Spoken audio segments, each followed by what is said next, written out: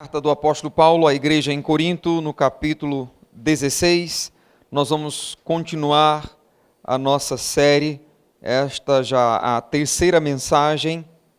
Vamos olhar para o terceiro imperativo que o apóstolo Paulo usa para se dirigir à igreja de Corinto, nessa última parte da sua epístola em caráter exortativo.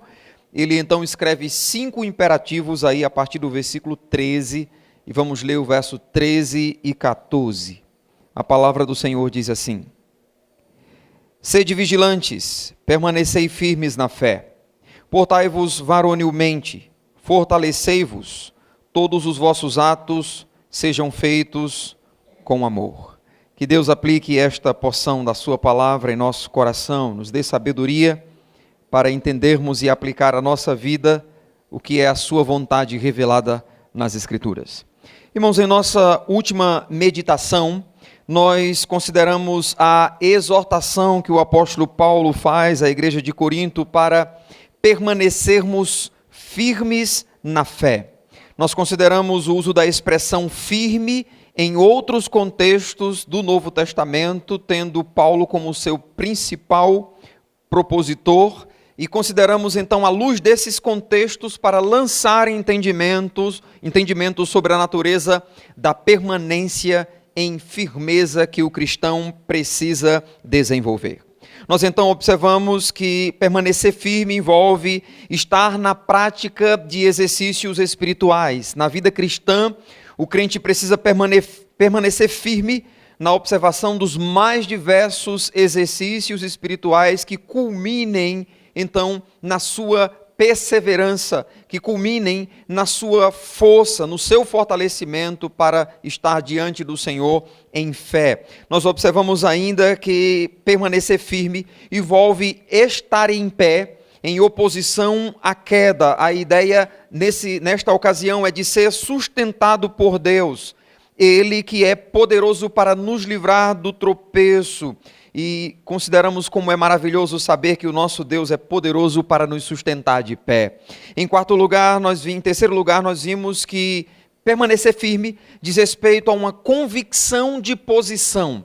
Fala da posição que nós ocupamos em Cristo. Nós somos filhos, somos novas criaturas, nós somos herdeiros das suas bênçãos, da sua salvação. E uma vez que estamos convictos de que recebemos o perdão dos nossos pecados, nós temos então o privilégio de ocuparmos esta posição que nos traduz segurança. Permanecer firme é, pois, estar seguro na presença do Senhor. Em quarto lugar, nós vimos que viver em comunhão com os irmãos em Cristo é uma outra expressão da firmeza de fé que o cristão precisa desenvolver. Então, permanecer em comunhão envolve um conjunto de indivíduos que, apesar da sua diversidade, ele desenvolve a sua fé numa dinâmica de unidade. É a unidade na diversidade que marca a comunhão da congregação. Em quinto lugar, nós vimos que permanecer firme fala de uma perseverança na doutrina que a nós foi ministrada inicialmente pelo Evangelho. Fala então de um permanecer firme ao conteúdo de ensino que recebemos e contrasta com a proposta de falsos mestres, ensinos que possuem caráter duvidoso, que requerem um veredito. Aqui compete ao cristão ser ou ter discernimento, que é a capacidade de fazer uma correta avaliação quanto àquilo que ouve, a fim de não ser envolvido por um ensino que seja traduzido em prática que requer um veredito. Prática contrária que não encontra reflexo nas Escrituras. Assim, irmãos, diversos aspectos envolvem a natureza do que é permanecer firme. Eu pergunto, você está firme nesses aspectos que nós consideramos em nossa última mensagem? Então, na mensagem de hoje, nós vamos para o próximo elemento da exortação do apóstolo Paulo. Ele diz, capítulo 16, verso 13, a terceira parte do versículo, Paulo diz: portai-vos varonilmente. É sobre isso que nós vamos falar essa noite, vivendo varonilmente, desafio a uma vida de fé marcada pela coragem e valentia. É para isso que somos chamados, para nos portar de forma varonil, desenvolvermos a fé em uma dinâmica de coragem, em uma dinâmica de valentia. E com essa exortação, irmãos, Paulo está exortando os coríntios a uma postura adequada, o que envolve então o modo de agir. O cristão precisa, pois, ter uma postura adequada, ter um modo de agir condizente com a posição que ele ocupa. E deixe-me dizer que essa expressão traduzida aqui por varonilmente, ela aparece uma única vez em todo o Novo Testamento, então é uma palavra que deve nos chamar a atenção. Essa expressão varonil, traduzida aí no texto, traz consigo a ideia de ser corajoso.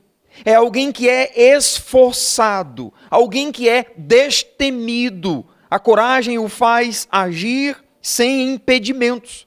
E é interessante destacar que essa expressão, na sua formação, advém de um termo que carrega consigo o peso de masculinidade. É interessante destacar que uma expressão que talvez reflete bem o significado dessa palavra traduzida por varonil é uma expressão que a gente conhece na nossa cultura. Já ouviu a expressão, seja homem, rapaz? Se bem que hoje em dia parece que essa expressão caiu em desuso, mas no passado os nossos pais usavam muito. E vez por outra o David sabe que eu digo, seja homem, rapaz.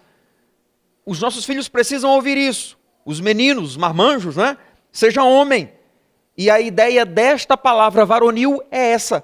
E é interessante que a versão ANVI, ou Nova Versão Internacional, traduziu essa expressão por sejam homens de coragem.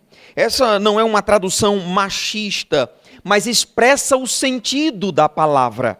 Ser varonil é ser alguém de coragem, mas considere que o termo nesse contexto se refere à postura e não ao gênero macho-fêmea, mas à postura que alguém deve ter. Assim, tanto o homem quanto a mulher cristã devem se portar de maneira destemida. Se nós não vamos dizer para a mulher, seja homem, porque não convém, nós podemos dizer para ela, tenha garra. Tenha uma postura adequada, destemida, seja valorosa. Assim, irmãos, se no Novo Testamento nós temos apenas uma ocorrência, quando vamos para as páginas do Velho Testamento, na tradução grega do Antigo Testamento, chamada de Septuaginta, nós temos diversas ocorrências que lançam luz para entendermos devidamente o que significa viver de forma varonil, ou o que significa se portar varonilmente. Por exemplo, em 1 Samuel capítulo 4, o povo de Israel havia sofrido uma grande derrota para os filisteus. Por causa da forma como estavam em desobediência ao Senhor, o Senhor permitiu que os filisteus dessem contra Israel e os vencesse. E uma vez vencidos, o povo então teve a brilhante ideia de buscar a Arca da Aliança e levá-la para o meio da batalha. Eles entendiam que levando a Arca da Aliança, estavam levando a presença do Senhor e o Senhor então os daria a vitória naquela ocasião. Mas quando a Arca chegou no meio do povo, eles romperam em júbilo, eles se alegraram, jubilando, dizendo, enfim, Deus está no nosso meio, agora nós vamos vencer. E então os filisteus que concluíram pela festa do povo, que os deuses haviam descido até o meio deles. Eles não conheciam o Deus de Israel, só tinham uma figura religiosa na mente, por isso disseram, os deuses desceram até o povo de Israel. E então, diante disso, em 1 Samuel 4, versículo 9, o texto diz que alguém dentre os filisteus gritou dizendo, sede fortes, ó filisteus, portai-vos varonilmente, para que não venhais a ser escravos dos hebreus, como eles serviram a vós outros. Portai-vos varonilmente e pelejai. A versão corrigida literalmente traduziu, sede homens. Ainda em 1 Samuel, mas dessa vez um pouco à frente, no capítulo 14, depois que Saul assumiu o reinado de Israel, ele pelejou contra todos os inimigos em redor, e a narrativa diz que para onde ele ia, para onde se voltava, ele sagrava-se vitorioso, ele saía vencedor. E então no capítulo 14, no verso 48, diz que Saul ouve-se varonilmente. e feriu os amalequitas e libertou a Israel das mãos dos que a saqueavam. Nessa ocasião, a versão corrigida traduziu a expressão por valorosamente. Já em 2 Samuel, no capítulo 10, os amonitas e os sírios, eles se uniram para pelejar contra Davi. Davi então enviou Joabe, um dos valentes do seu exército, enviou Joabe com outros valentes. E Joabe então observou que a batalha estava preparada tanto pela frente, quanto pelo outro lado, pela retaguarda. Quando ele observou essa posição e viu o perigo que estava correndo, ele escolheu então uma parte dos homens e os colocou diante dos sírios e o restante entregou diante do comando do seu irmão. E observe a declaração que ele faz. Ele diz: se os sírios forem mais fortes do que eu, tu virás em meu socorro. E se os filhos de Amon forem mais fortes do que tu, eu irei a teu socorro. Sê forte, pois, pelejemos varonilmente pelo nosso povo e pelas cidades do nosso Deus, e faça o Senhor o que bem lhe parecer. A corrigida usou a expressão esforcemo-nos. O que temos desse contexto, irmãos, é que portar-se varonilmente, literalmente diz respeito a não se deixar envolver pelo temor, antes oferecer resistência aos opositores. Portar-se varonilmente também descreve uma atitude corajosa, a valentia de um homem como Saul, quando tal coragem ou valentia era requerida por parte de vários, como foi no caso dos filisteus. Portar-se varonilmente também diz respeito a uma postura ousada na luta por uma causa, como foi no caso de Joabe, para defender a cidade e a população daquele lugar. Então, dessas observações, dessas passagens, irmãos, nós temos que a ideia de portar-se varonilmente, que o apóstolo Paulo usa escrevendo à igreja de Corinto, traz consigo o contexto que envolve uma atitude de coragem, uma atitude de valentia, uma atitude de bravura, uma atitude de ousadia. Então, quando Paulo diz, portai-vos varonilmente, Paulo está dizendo, tenham coragem, sejam valentes, tenham bravura, tenham ousadia. Irmãos, essa exortação de Paulo à igreja de Corinto, ela certamente se estende até nós. Todo cristão deve assim se portar, varonilmente, isto é, viver de forma ousada, com coragem e destemida.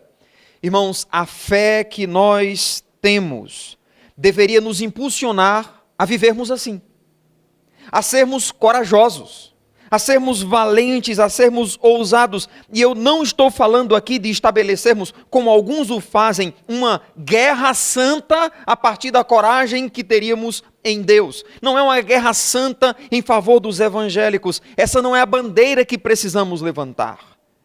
Eu me refiro antes a termos atitudes de coragem.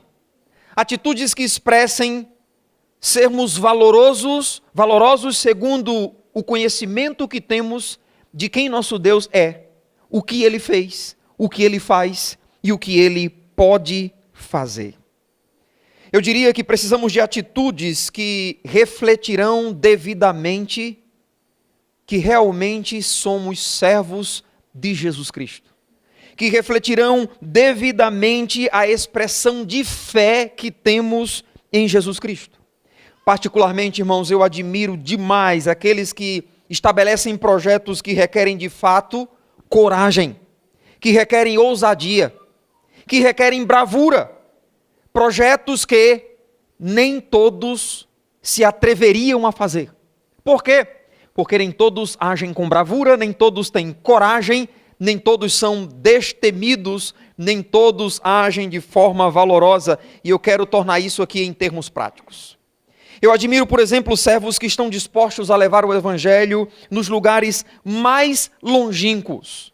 Servos que estão dispostos a deixar a sua própria casa, deixar os seus parentes, deixar até a sua própria nação, para ir a lugares outros desconhecidos de pessoas que não os receberão de bom grado, que serão maltratados e sofrerão risco de morte, mas estão dispostos a fazerem unicamente ou primariamente pelo amor que têm ao Senhor e à sua palavra. Eu admiro pessoas assim. Eu admiro também servos que empreenderam a abrir um centro de recuperação para dependentes químicos. Você conhece algum centro assim? Já ouviu falar? Irmãos, eu admiro demais isso.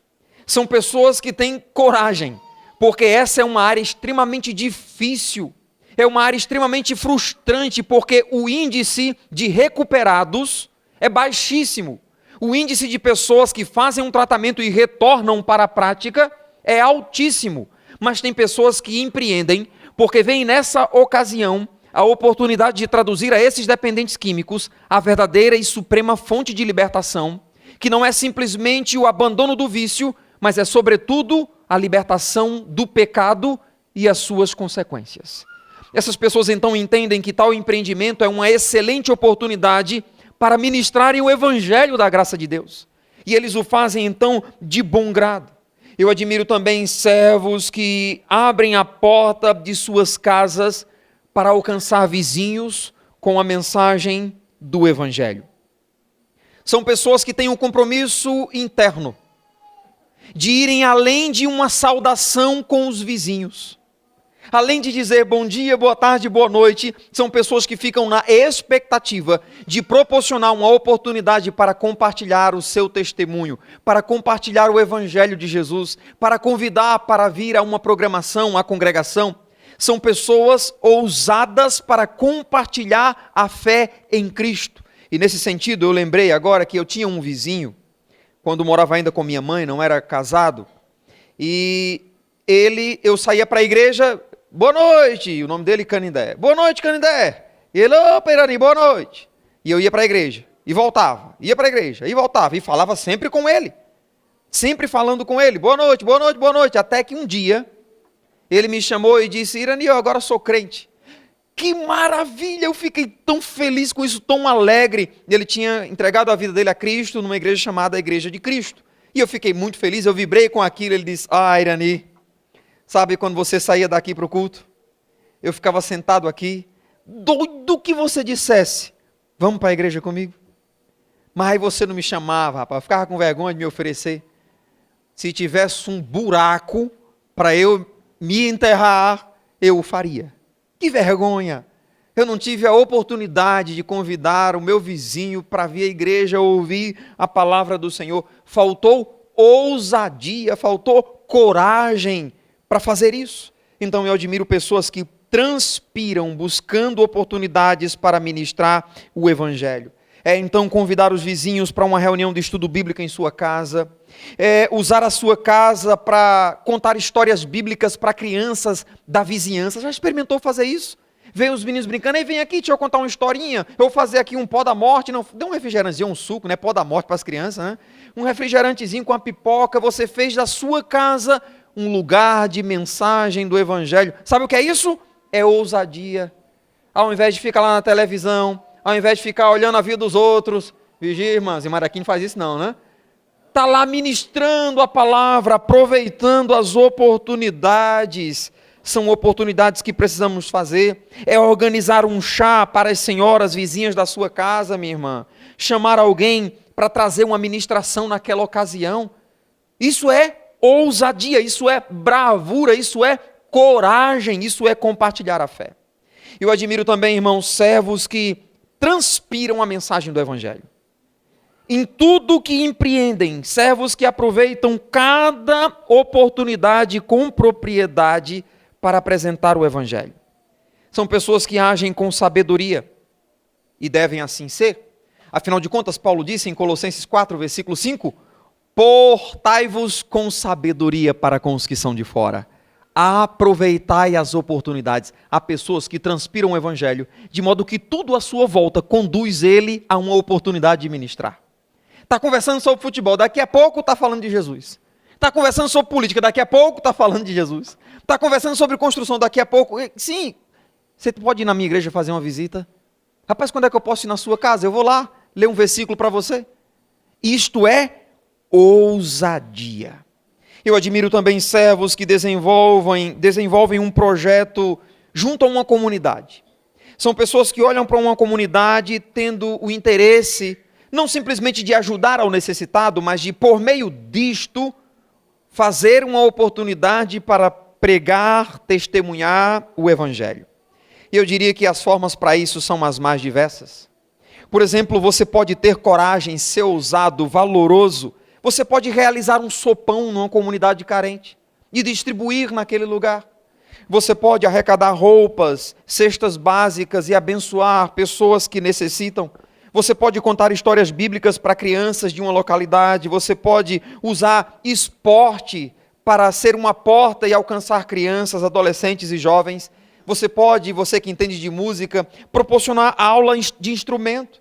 Você pode prover um curso, quem costura aqui, de corte e costura, para mulheres da comunidade. Olha que oportunidade. Anuncia, divulga, as mulheres espalham, tal dia vai ter um curso, um mini curso de corte e costura. Aí juntou aquele bocado de mulher. Antes de começar o curso, aí eu venho aqui, são muito bem-vindas vocês. Oh, que prazer a gente tem de vocês aqui nesse curso. E daí a pouco, a gente prega o evangelho para elas.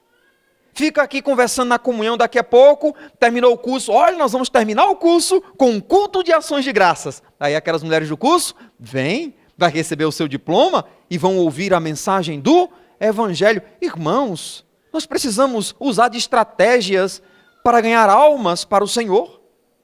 Isto é ser ousado.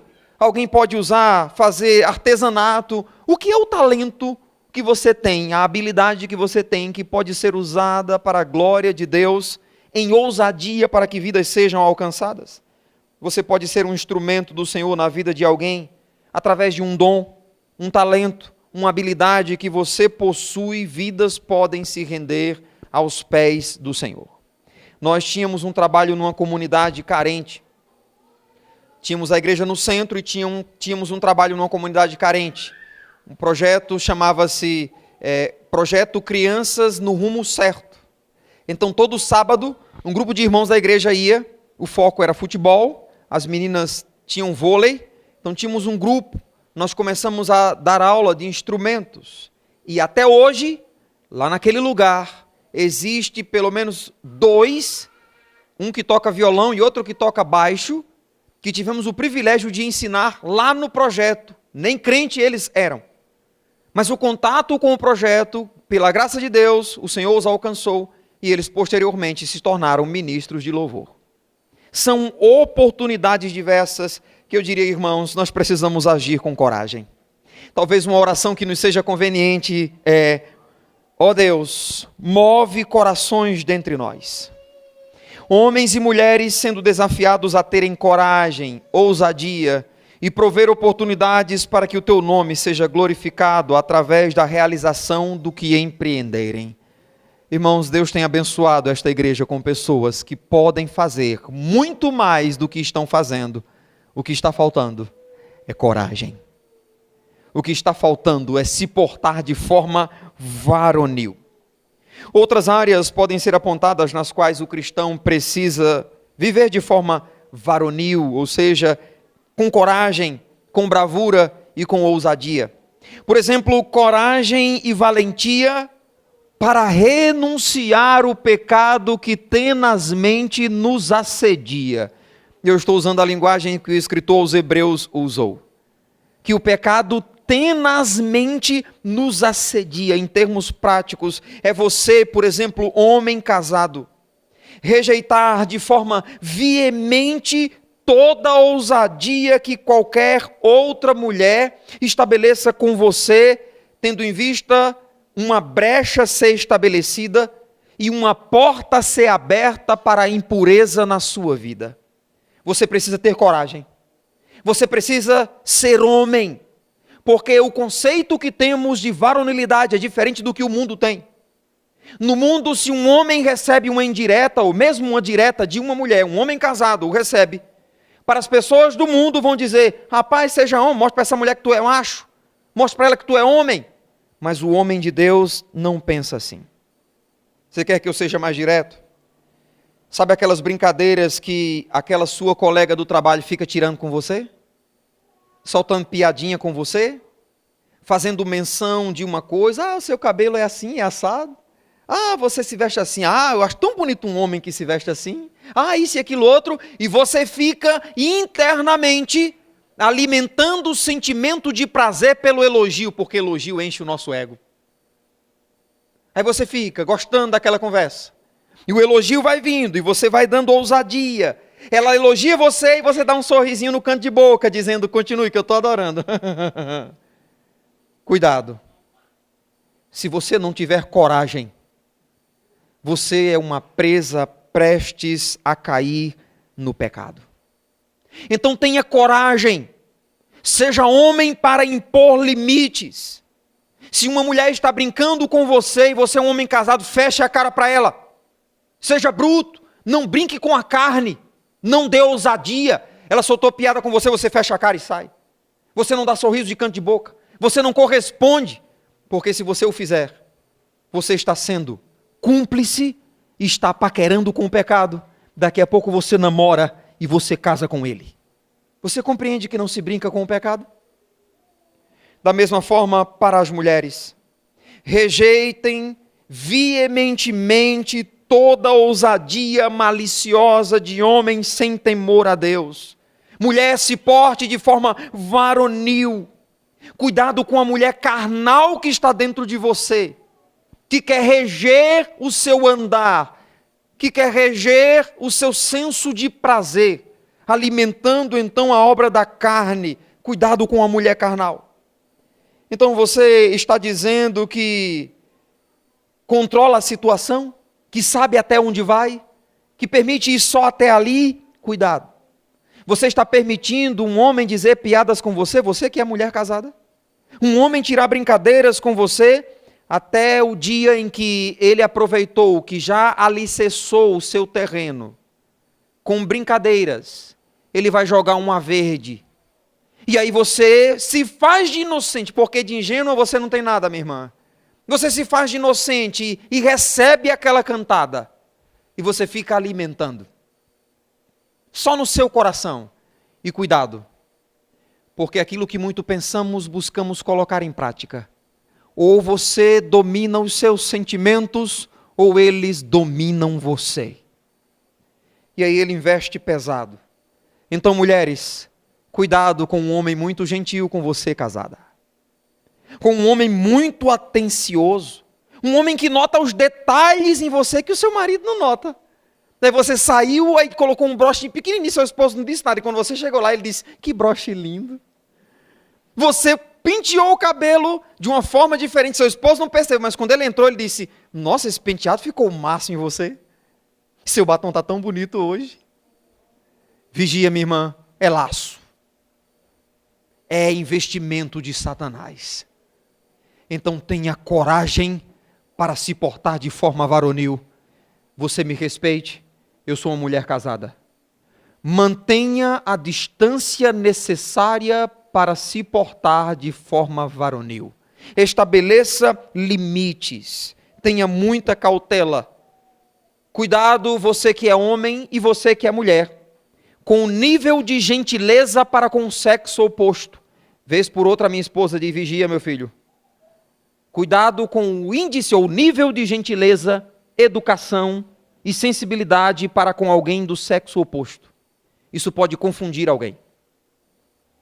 Você, homem, muito gentil com uma mulher de fora, ela não teme ao Senhor, o que é que ela pensa? Meu marido em casa é um bruto insensível. Ah, se meu marido fosse como esse. Oh Deus, mata aquele homem para ficar com esse. Não, irmão, não faz essa oração, não, misericórdia. Vigia, meu irmão. Vigia, minha irmã. Trate o mais profissional possível, eu diria, seja o mais profissional possível no relacionamento com pessoas do sexo oposto. Porque isso faz parte do portar-se varonilmente. É pisar em ovos, é ser vigilante. Quanto aos jovens, aos solteiros, eu diria, cuidado. Rapazes e moças do mundo admiram a postura de jovens crentes. Eles admiram, eles olham. E os jovens cristãos, eles não se comportam, ou pelo menos não deviam se comportar como os demais, os que são do mundo. Eles não se vestem, ou pelo menos não deviam se vestir como o mundo se veste. Eles não estão ficando, namorando sem compromisso como as pessoas do mundo estão. Logo, isso chama a atenção de um descrente. O descrente olha para você. Rapaz, ali é uma moça para casar. Por quê? Porque ele olha, a moça crente se veste diferente. A moça crente não vive na bagaceira. A moça crente traduz a expressão de respeito. Aqui é moça para casar. Ele então vai investir. E cuidado, minha irmã. Ele vai chegar aqui na congregação. Vai sentar aí no banco. E aí ele vai falar com você e você vai encher os olhos. Enfim, Deus mandou o meu príncipe encantado. E você vai ficar orando para ele se converter. Você não está pouco se lixando para a salvação dele. Você quer que ele levante a mão para você namorar com ele. Vigia, minha irmã. Porque se ele não tiver compromisso com Deus, ele pode levantar uma mão, expressar para as pessoas que se converteu e fazer do resto da sua vida um inferno. Eu não vou nem pedir para levantar a mão aqui, mulheres que estão dizendo aí, pastor, se o senhor tivesse aqui lá atrás, tivesse me dito isso aí antes, eu não ouvi, pastor, olha a desgraça que eu estou vivendo hoje. Vigia, jovens. Lembrem-se, não há comunhão entre luz e trevas. Considerem, mostrem para esses que vocês têm um compromisso com Deus e que não abrem mão de honrar a posição que vocês ocupam. Sejam varonis. Diga para uma moça, diga para um jovem desse que está interessado em você que não é compatível a sua proximidade com ele, porque você está esperando um homem de Deus, o que ele não pode ser a parte de Jesus. Então cuidado, moças, cuidado com aqueles camaradas que vão se aproximar de você.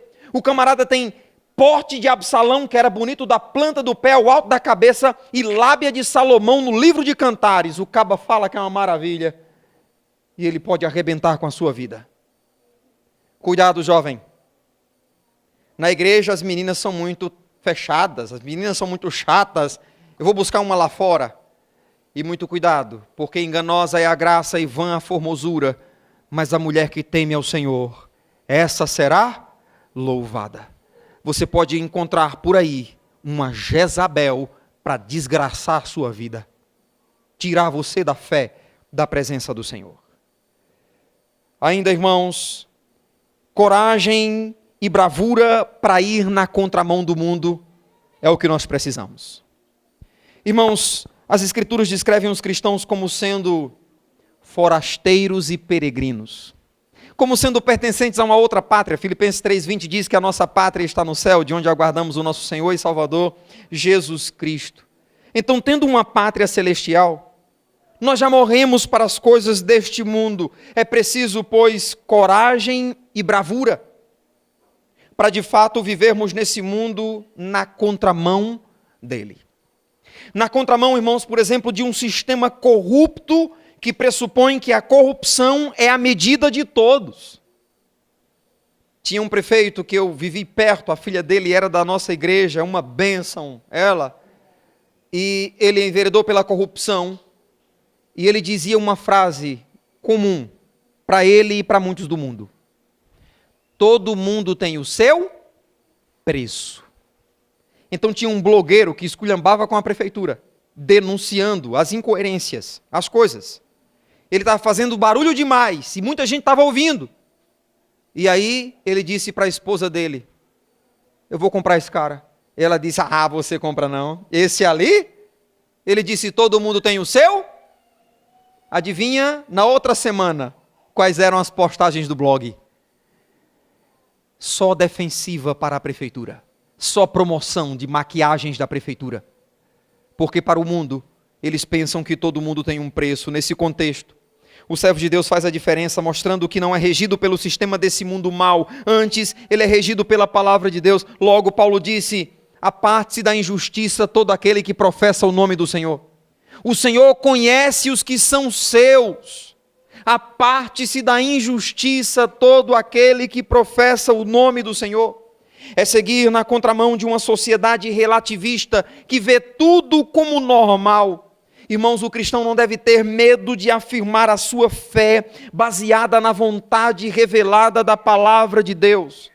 O cristão não deve sucumbir à tentação de aceitar como normal um padrão de vida que contraria as Escrituras. Pelo contrário, o cristão vai reprovar tal padrão e vai apontar para o padrão de Deus. Ó, você que é crente, e seu amigo descrente chama você para uma bebedeira, é porque ele não está vendo Jesus em você. Um descrente só oferecerá bebida, só convidará você para um ambiente inconveniente, quando você mostrar a ele que você não tem compromisso com Deus. Aí ele vai achar que você não é crente. Você só é um religioso, mas crente você não é. Então, se você é crente, e pessoas à sua volta descrentes estão chamando você para fazer o que eles fazem, eu sinto muito, você não está sendo luz em meio às trevas. Você é um sal que tem se tornado insípido, e quando o sal se torna insípido, para nada mais serve senão para ser lançado fora e pisado pelos homens. Coragem e valentia para lutar contra o orgulho. Eis, irmãos, um paradoxo sem precedentes. Eu diria que é, na verdade, um contrassenso. Orgulhosos, seguidores do humilde Jesus. Contrassenso. Orgulhosos, soberbos, presunçosos, altivos, asseverando que são seguidores do humilde Jesus. Isso é incompatível com a fé.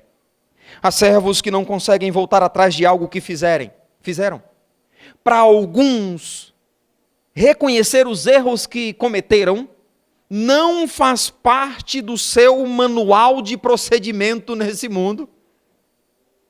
Orgulhoso, soberbo, altivo, que não quer abrir mão do seu ponto de vista.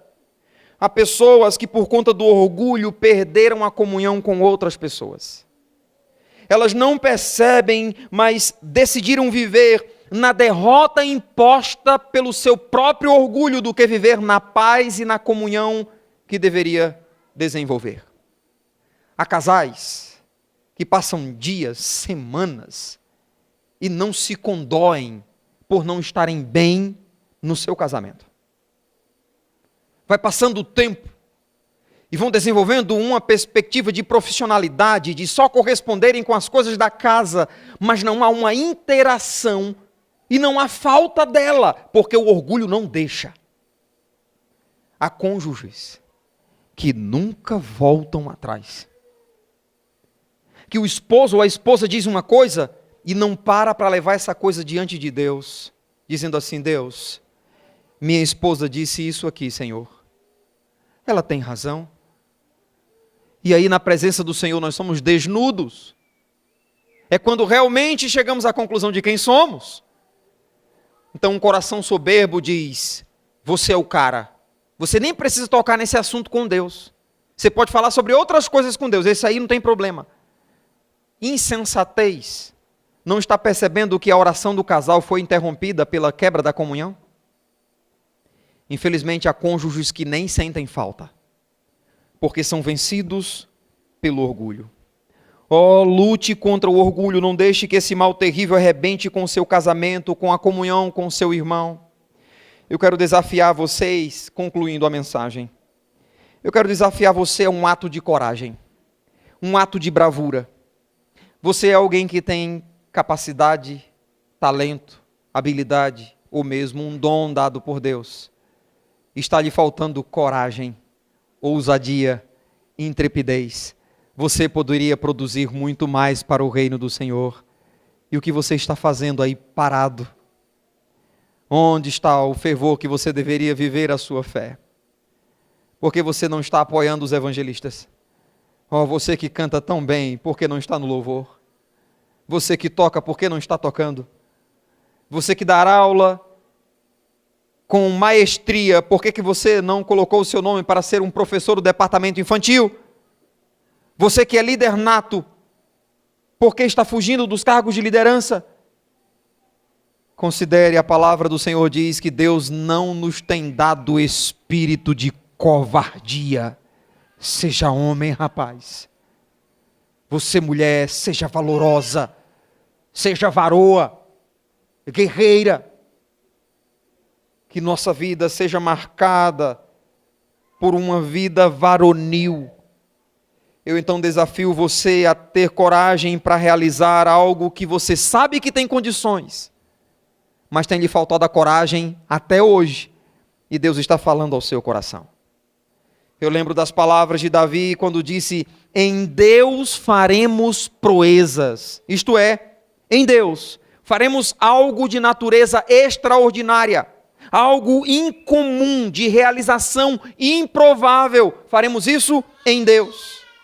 Meu Deus, essa quadra é muito cara. Vai dar trabalho. Quando é que a gente vai construir isso? Alguém disse, vai terminar o ano aqui e não vai fazer isso. Me ajuda, Senhor, me dá paciência, Jesus. Josué e Caleb, os espias voltam, eles dizem, os homens são gigantes, como moscas, vão nos amassar todos, vão nos esmagar, vão nos matar. Josué e Caleb diz, a terra é boa, mana, leite e mel. 2 homens para carregar um cacho de uva. Que uva, não é não? A terra é boa. Deus já nos entregou em nossas mãos. Como moscas o Senhor vai os desbaratar. Mas tem sempre aquele temeroso para tudo. Não se arrisca em nada. Sabe por quê? Porque está vivendo a fé na dimensão da sua força, no que lhe é palpável. Irmãos, somos chamados a ter uma vida de fé. Talvez você já tenha tido um sonho há tempos, né? Eu vou colocar um comércio para mim. Eu vou colocar um negócio, vou expandir o meu negócio, vou fazer isso. Mas isso não der certo. Isso não der certo. Deixa eu perder isso. Em Deus faremos proezas. Senhor, eu quero fazer isso para a glória do Senhor. Isso não vai me tirar de servir ao Senhor, não vou deixar de honrar ao Senhor, pelo contrário, eu terei mais capacidade para te honrar, então eu vou empreender. Tenha coragem, meu irmão, tenha coragem, minha irmã, seja ousada, seja ousado, em Deus faremos proezas, algo extraordinário. Em que dimensão de força você está vivendo? Na fé ou na sua própria? A Escritura diz que uns confiam em carros, outros em cavalos. Nós confiamos em o nome do Senhor, nosso Deus. Lá vem Golias debochando dos soldados, do exército do povo de Deus. Davi põe aquela armadura, ele não consegue nem levantar. Ele segue com sua funda e algumas pedras na mão. Lá vem aquele gigante. Ele olha e diz, tu vens a mim com espada, escudo e lança, eu vou a ti, em nome do Senhor dos Exércitos. Davi poderia ter dito, você vem com essas armas? Eu vou com a minha baladeira, com essa expressão baladeira, estilingue, funda. Você vem a mim com isso aí, eu vou a tu com isso aqui. Não, eu vou a ti, em nome do Senhor dos Exércitos. Para Deus, uma lança e uma baladeira é a mesma coisa. Ele usa o que ele quiser. E Davi desbaratou aquele gigante. Sabe por quê? Porque ele teve coragem, ousadia, bravura, intrepidez. Sua confiança estava em Deus. Onde está a confiança desta igreja? Onde está a minha e a sua confiança? Onde está a nossa ousadia? O que é a fonte da nossa coragem? A fonte e coragem de Davi era o Senhor. Qual é a nossa? Que sejamos valorosos e que vivamos varonilmente para a glória de Deus. Obrigado, Senhor, pela sua palavra. Obrigado, Senhor, pelo desafio ministrado ao nosso coração. Ajuda-nos, Senhor, para entendermos o que de fato é viver de forma varonil. Faz de nós, Senhor, varões e varoas valorosos, cheios de coragem para ministrar o Evangelho, para te servir, para empreender, e que tudo isso seja feito para a glória do teu nome. Se o Senhor é por nós, quem será contra nós? Isto é, uma vez que o Senhor é por nós, ninguém, nada pode nos existir quando a sua vontade é estabelecida. Ó que paz perdemos sempre, ó que dor no coração, só porque nós não levamos tudo a Ti, Senhor, em oração.